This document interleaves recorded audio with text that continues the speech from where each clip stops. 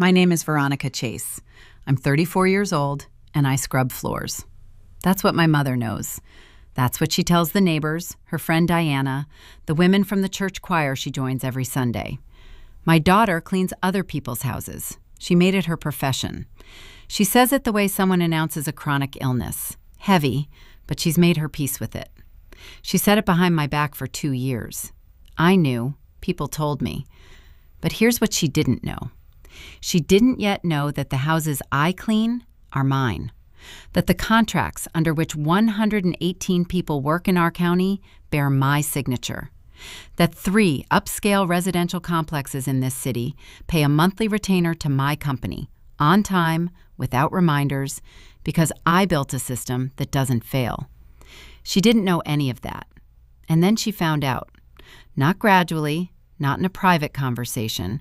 She found out everything at once, in one place, in 1 minute, in front of the people she respects most in the world.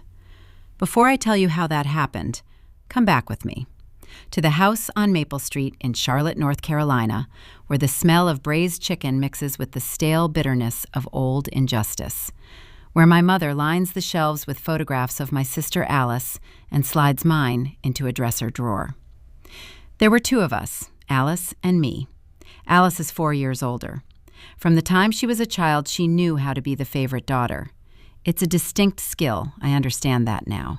It's the art of showing up at the right moment, saying the right words, crying at the right time. Alice had mastered it completely. She was accepted to Duke University's medical school, and our mother, Linda Chase, began living a new life. My daughter will be a doctor. My daughter will make us proud. My daughter is an investment with a guaranteed return.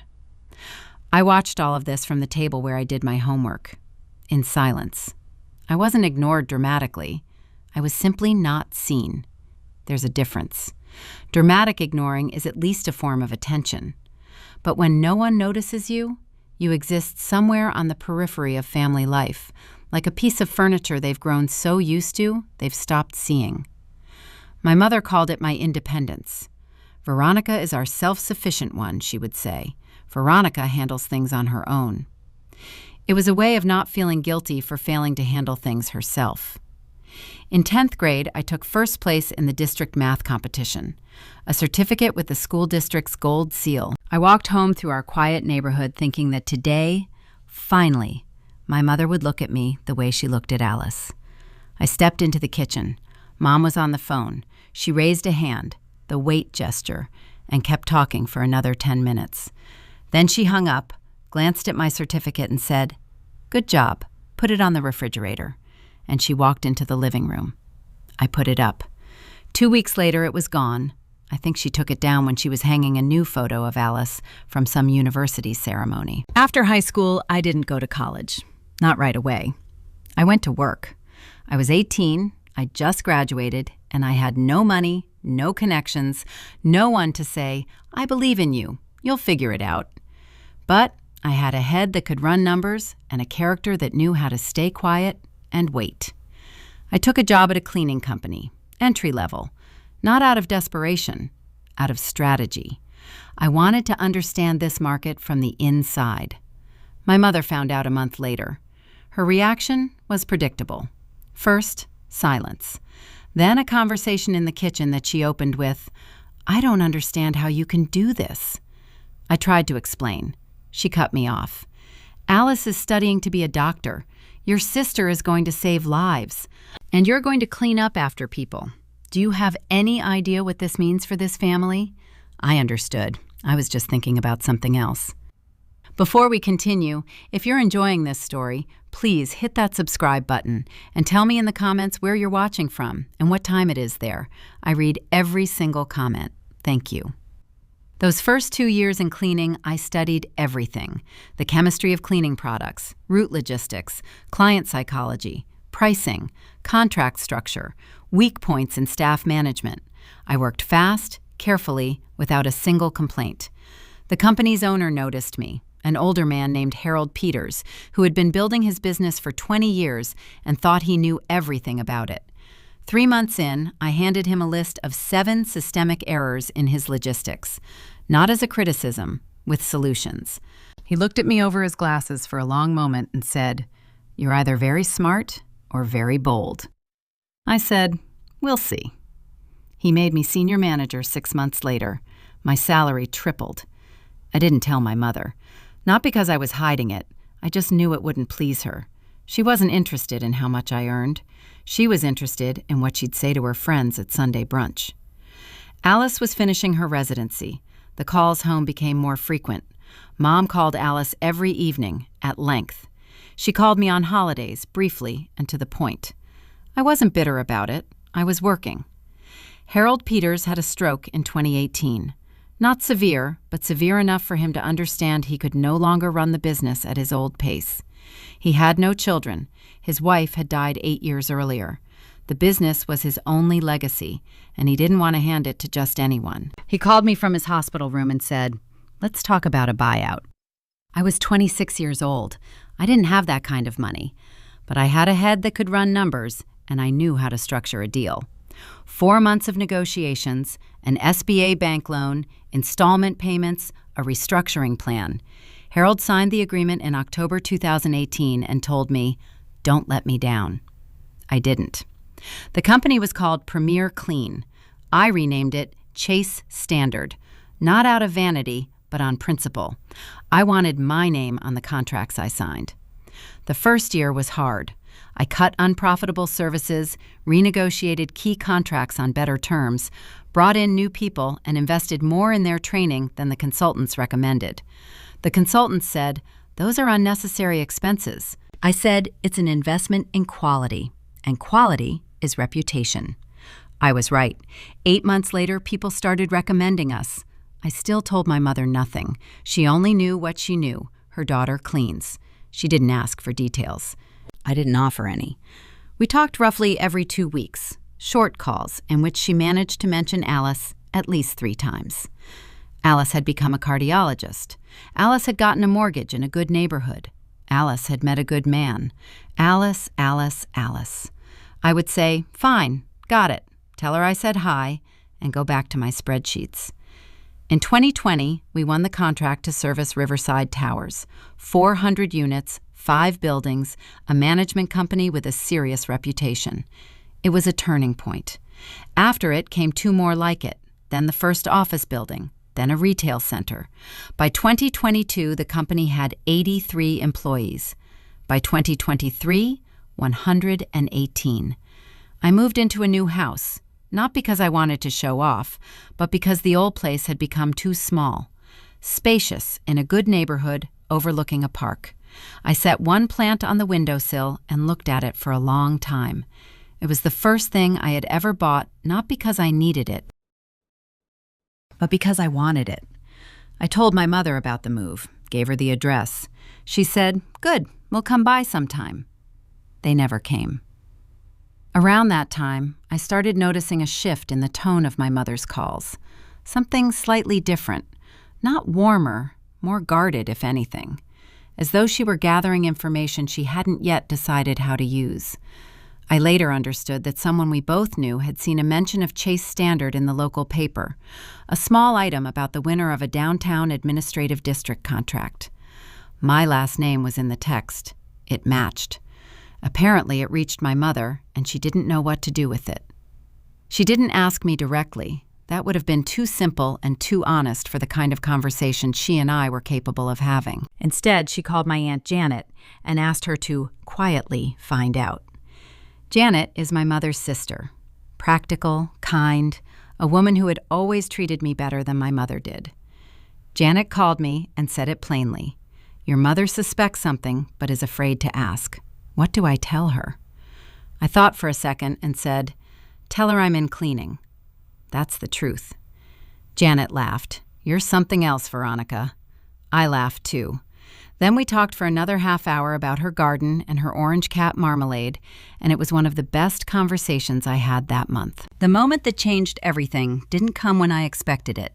It came at a birthday party. My mother was turning 60 in April 2024. Alice took charge of the planning, a banquet at Magnolia Hall, 40 guests, live music, a master of ceremonies, a serious production. Alice knows how to create an event. She always had a talent for that. I was invited, of course. I planned to come, congratulate my mother, sit quietly, leave on time. The standard script for our family gatherings. But 3 days before the party, I got a call from the manager of Magnolia Hall. His name was David Collins. We knew each other. Chase Standard had been servicing their event rooms for a year and a half. A professional relationship, mutual respect. He was calling on a practical matter. One of our staff had called in sick. We needed to adjust the schedule for the evening, and he wanted to confirm personally that everything would run without a hitch. I said, "Don't worry, it'll all be taken care of." Then I asked whose party it was. He said the name. My pause was probably 3 seconds long. I asked, "And the organizer is Alice Chase?" He said, "Yes, she handled the booking." I said, "All right, David, I'll see you Friday." I put the phone down and stared at the wall for a long time. Not because I was forming a plan. I wasn't forming any plan. That's important. I want you to understand that. I wasn't preparing a reveal. I wasn't rehearsing a speech. I simply made the decision to arrive at this party not only as a daughter, but as the director of the company that services this venue. Because that was the truth. And I was tired of pretending the truth didn't exist just because it was more convenient for my mother. Friday evening, I put on the dark navy dress I'd bought in New York the year before. Simple, expensive, nothing extra. I picked up a small bouquet for my mother and drove to Magnolia Hall. I arrived 20 minutes early. I spoke with David Collins. He walked me through the room, showed me the table arrangement, ran through the menu. We discussed a couple of work details. He jotted something in a notebook, shook my hand. "You always run such a tight ship, Veronica," he said. "It's a pleasure working with people who keep their word." I thanked him and went into the ballroom. Guests were arriving. Mom's friends from church, colleagues from her old job at the insurance company, a few neighbors, Alice's fellow physicians. Alice was standing near the entrance, in red, confident, on her own turf. She saw me and nodded. Cool, but polite. Alice and I aren't enemies. We simply stopped being sisters, in the sense that word should carry, a very long time ago. My mother appeared 10 minutes later. A dress Alice had chosen for her, a salon blowout. Pleased, regal, at the center of attention, exactly how she likes it. She saw me, came over, accepted the flowers. "Thank you for coming," she said. Her tone was the tone people use for things they feel obligated to say. I said, "Happy birthday, Mom." We took our seats. I ended up next to Aunt Janet, who immediately took my hand and squeezed it hard. She knew I had a professional relationship with this venue. She said nothing out loud. She just held my hand for a few seconds and looked at me with an expression that could only be translated as, "I'm here. I see you." The toasts began after the main course. First came my dad's brother, Uncle Ray. Brief, genuine, no wasted words. Then came my mother's friend Diana. Long, flowery, full of stories about the old days. Then Alice stood up. Alice knows how to give a toast. It's a distinct art, and she has it down professionally. She spoke about Mom with tenderness, about family with warmth, and about herself, just enough to ensure everyone would remember that she was the one who put this evening together. Then she added something, and it was said with a smile, lightly, as if it were a joke, but the joke had a needle in it. And of course, our Veronica is here too. She's our quiet one.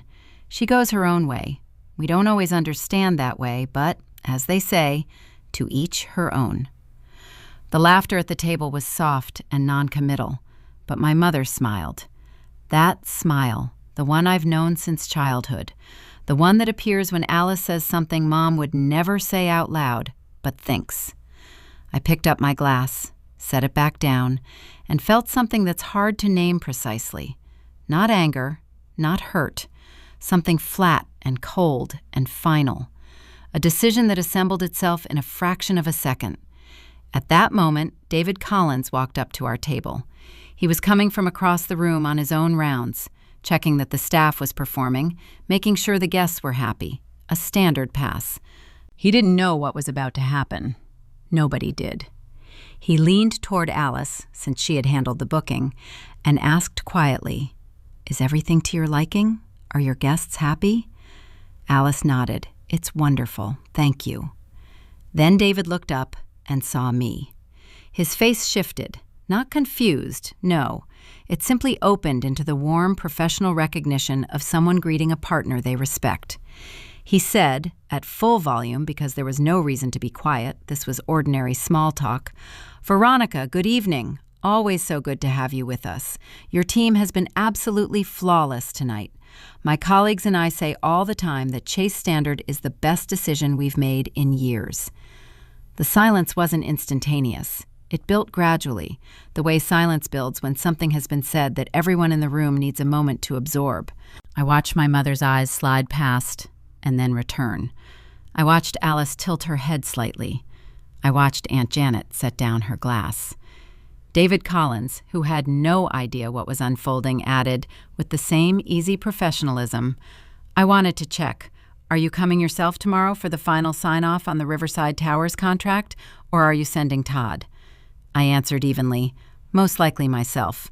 I prefer to keep those things on personal watch." He nodded. "I understand. That's exactly why it's such a pleasure working with you. I'll catch up with you later." And he walked away. I raised my glass. I looked at my mother. Linda Chase sat upright with the expression of someone who needs time to rearrange a great deal of furniture inside her head. Her mouth was open just enough to make it clear she had no idea what to say. Alice was looking at her plate. Aunt Janet was looking at me with an expression that held love, quiet triumph, and something that felt like relief. I said, not loudly, not in defiance, just evenly, "Happy birthday, Mom. You deserve a better party than one where your daughter is introduced as a punchline." Then I drank and set down my glass. That was all. No monologue, no inventory of achievements, no spreadsheets showing company revenue or contract lists. David had said everything that needed saying. One professional exchange in front of 40 people. One sentence about contracts, about the team, about Riverside Towers. That was enough. After the party, I drove home through the nighttime city and thought about what was happening inside my mother's head right now. Not with satisfaction, more with the feeling you have when you watch a process unfold exactly as it should. She called the next morning. I answered on the third ring. Not because I was making her wait. I was just finishing a review of documents before heading to Riverside Towers. Mom said, "Good morning." I said, "Good morning." A pause. Long. The kind of pause where a person searches for words to express something they've never been taught to say. Then she said, "That restaurant, how long have you been working with them?" I said, "A year and a half." Another pause. "The Riverside Towers contract, is that the complex on the south side?" "Yes." She went quiet. Then she said, and there was something in her voice I had never heard before, a kind of brittleness, as though the words were costing her a physical effort. "I didn't know." I said, "I know you didn't know." More silence. Then she said, "Why didn't you ever tell me?" And that question was the moment I had been moving toward for years without knowing it. Not the party, not David Collins's reaction, this question. Because it held an honesty that had never existed in our conversations before. I said, "Because you never asked." She didn't respond immediately. She was breathing. I could hear her breathing into the phone. Then she said, "Can I come over?" I said, "Saturday. I'll be home." And we said goodbye. I want to tell you how this company was built, not because I want to impress you, but because this isn't a story about success. It's a story about what happens when a person stops waiting for permission. I was 23 when I first understood that cleaning isn't a service industry. It's a trust industry. People let you into their homes, their offices, the spaces where their real lives are kept. They let you in because they trust you. And when that trust is working, it doesn't end. A client you've genuinely helped once comes back and brings the next one. I built Chase Standard on 3 things: quality, honesty, and response time. If something goes wrong, we're the first to say so. We don't wait for the client to discover it. If a client has specific requirements, we learn them and follow them. If a staff member does something wrong, I want to know about it the same day. For the first 2 years, I personally went out to every difficult job, not because I didn't trust my people, because I wanted to understand what makes the work good. You can't learn that from an office. You have to feel it with your own hands. I had a senior supervisor, Sandra Williams, 52 years old, 25 years in the trade. She watched me those first months, with the skepticism professionals reserve for young managers. One day she told me plainly, "You think you know how this is done, but you've never cleaned out a basement after a burst pipe in 30-degree January weather." I said, "Then show me." She showed me. I did it with her, start to finish. After that, Sandra Williams became my most loyal employee and my unofficial advisor on everything that happens out in the field. She's still with me. I never called what I do just cleaning.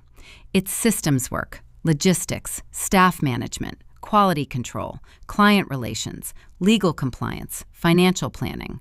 I'm a company director. I'm simply the director of a company that does cleaning. The difference between quote 2 and quote 3 is the difference in how a person thinks about themselves. One looks at the floor. The other looks at the spreadsheet. I looked at the spreadsheet. Saturday arrived with a gray sky and the smell of the first spring rain. My mother came alone, without my father, who, as I later learned from Janet, had offered to come with her, but Mom said, "No, this is a conversation I need to have myself." She rang the doorbell at 10 in the morning. I opened it and watched her standing on the threshold, looking carefully around as though taking in the space. She had never been to my home before. I had moved here 2 years ago. I had invited her. She kept postponing. There was always a reason. Too far, tired, will come soon.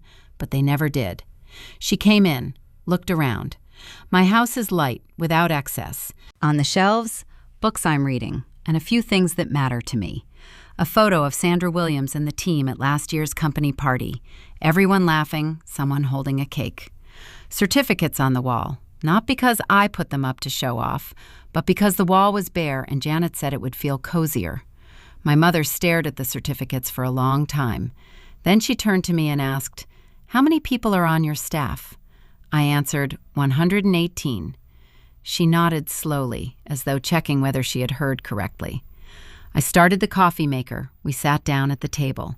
There was coffee, there was silence, and there was that particular tension that rises between two people who both have things to say and neither knows where to begin. She began first. "I was unfair to you." It was said without preamble, without softening, just directly. "I was unfair to you, not once, for many years."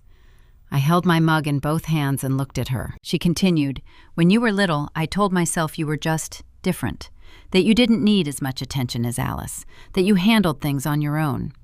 It was convenient to think that. It relieved me of responsibility." I said, "Yes." She said, "I knew you were cleaning at Magnolia Hall, and I thought, that means she didn't make it, that nothing serious came of her." I said that to Diana. I said it to Alice. I was ashamed, Veronica. I was ashamed of you. And it never once occurred to me that maybe I just needed to ask. I stayed quiet, let her finish. She said, "That man in the room, David, he spoke about you the way people speak about someone they trust, not like a cleaner, like a partner." And I sat at that table and realized I don't know my own daughter, that I had spent 6 years telling everyone who you were without ever bothering to find out. I set my mug down. I said, "Do you know what hurt me most in all those years? Not that you weren't proud of me. I wasn't asking for your pride. What hurt was that you were never curious.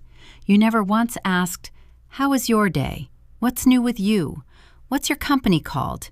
Who are your people?' Not once. But Alice, every single evening." My mother looked at the table. I went on. "I'm not accusing you of loving Alice more. Maybe you did. That's your right. But I am accusing you of letting that difference become invisible to yourself. You stopped noticing what was happening. And for that, for the blindness, not for the love, for that, I was in pain." She listened. didn't object, didn't explain herself. That in itself was new. Then she looked up and asked, "What do I need to do?" I said, "Nothing dramatic. Just ask. Just be someone who's interested in what's happening in her daughter's life. I don't need your applause. I just need you to see me." She nodded. We sat for another hour, talking, not about the past anymore, about the present. She asked about Riverside Towers. I told her. She asked about Sandra Williams. I showed her the photo. She said, "She looks like a good person." I said, "She's the best person on my team." When my mother was leaving, she stopped in the doorway and said, "I'll tell Diana, and everyone else I told. I'll tell them I was wrong." I said, "You don't need to tell Diana anything. That's not for Diana. That's for us." She looked at me, then nodded once more, slowly as though accepting something final, and left. I closed the door and stood in the front hall for a long time, looking at the certificates on the wall, at the team photo, at the mug left on the table. Thinking about how justice isn't something that happens in 1 second. It's a process. Sometimes it takes 6 years, sometimes longer. But it moves. It always moves, if you keep moving yourself. Alice called a week after the party. Not right away. She gave herself time. I appreciated that. She said, "I heard what you and Mom talked about. She told me." I said, "Good." She paused. Then she said, "I think that toast was a mistake." I said, "It was deliberate. Let's call it what it was." A pause. She said, "Maybe. I don't want to argue about it. What I want to say is something else. I watched you talking with David. You talked to him as an equal, confident, with nothing to prove. I noticed that." I said, "I wasn't proving anything. It was an ordinary work conversation." "Exactly," she said. "That's the whole point." We talked a little longer, carefully, the way people do when they haven't spoken honestly in a long time and are now testing how solid the structure is. I didn't expect much from that conversation. I had no illusions that a sister relationship could be rebuilt in one phone call. But it was the first honest conversation we'd had in years, and that meant something. I didn't forgive everything at once. That would have been too easy and too untrue. Hurt doesn't evaporate over a cup of coffee. It leaves slowly, in layers, and each layer has its own temperature. But I understood something important that Saturday, while my mother stood on the doorstep taking in my house. She didn't know who I was because I hadn't let her know. Not out of pride and not out of hurt, out of fear. That old childhood fear that if I showed what I had and she still didn't turn around, that would hurt worse than her silence. I had kept my real-life secret, thinking I was protecting myself. But really, I was protecting her from the necessity of seeing me. That had to stop. Once, I was around 11, I wrote an essay for school on the topic of, "What do you want to be when you grow up?" I wrote that I wanted to run something big. Not a doctor, not a teacher, not anyone from the approved list. Just run something. Make decisions. Build something that works. My teacher wrote in the margin, "Veronica, please be more specific." At home, I showed the essay to my mother. She skimmed it and said, "Well, quote 4, that's vague. You need to pick a profession." Alice, in the same class, wrote that she wanted to be a doctor. She got an A. My mother called my grandmother and read it aloud. I don't remember that with bitterness, just with clarity. I knew what I wanted from the time I was 11. Nobody heard me, but that doesn't mean I wasn't speaking. I'm 34 now. I have a company with a revenue figure I won't quote, not because I'm embarrassed by it, but because that isn't the point. The point is something else. The point is that every morning I come into work and see people I hired, people I trained, people I pay on time, people who know their work matters. Sandra Williams sends me a short message every Friday with the week's summary. "All clear, boss." That's her phrase. All clear. My mother calls once a week now. Not every day. We agreed we both need room to breathe. But once a week, Sunday evenings. She asks how things are going. Sometimes she asks about the company, specifically, not in general terms. Last week, she asked how the contract I'd mentioned earlier had gone. I told her. She listened. These are small steps. I notice them. Alice and I met once, at a coffee shop, on neutral ground for no occasion. Just coffee. The conversation was careful, like a first step onto ice at the start of winter. But it happened. And she said one thing I'll remember. I spent my whole life thinking I was competing with you. It turns out you weren't in the competition. I said, no, I was building something of my own. She nodded, ordered another coffee. We sat for another half hour. If you're watching this and you recognize yourself in it, whatever role you're in, I want to say one thing. The silence they pushed you into doesn't define you. The fact that you're not seen doesn't mean you don't exist. And the moment when the truth comes to the surface is almost never the one you planned for.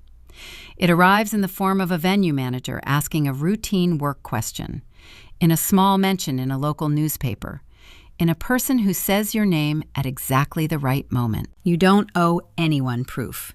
You just owe it to yourself to keep going. Keep working.